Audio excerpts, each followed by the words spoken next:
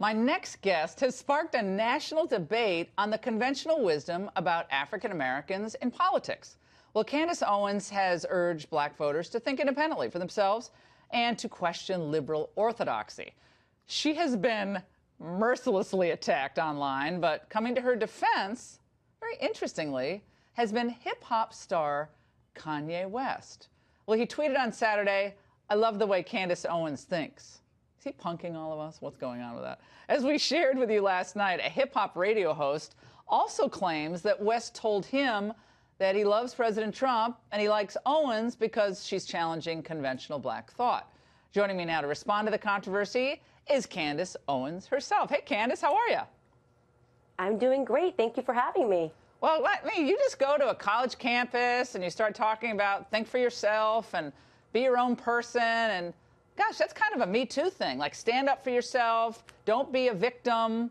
I was listening to you. I didn't see who it was, and I thought, oh, it's like a Me Too thing. And then I saw, oh, it's Candace Owens. Wait a second, why is this so controversial? Were you surprised that this became, such a big deal? Like, obviously, Kanye weighs in, but were you surprised? I actually wasn't surprised at all. This is what I've been talking about across college campuses with Turning Point USA, is that there is this liberal indoctrination, and they think that they have a monopoly, not just on our students, which is what we deal with at Turning Point USA, but also on the entire black race in America. They cannot fathom that we might have different ideas. They don't understand because they have significantly created a mental prison for all of us. And the second somebody runs off what I refer to as a Democratic plantation, they send the dogs out. Well, there was an interesting moment on this radio show, this guy EBRO, who's a very interesting host, and he was talking about Kanye West, and he was saying, well, Kanye's not thinking independently because he lives himself in a bubble. Let's watch. Kanye is talking about things that don't affect him. They do not. Let's be honest. None of these things affect him. He lives in a bubble where it's like none of us could really understand. All he's surrounded by is the Kardashians and a bunch of yes men and the fashion world and this. He doesn't understand what's happening in the streets, what's happening when it comes to protests, none of that.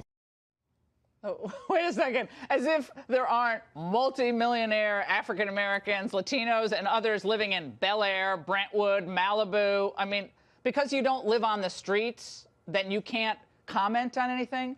What? That was odd, bringing in the Kardashians. What was going on with that comment?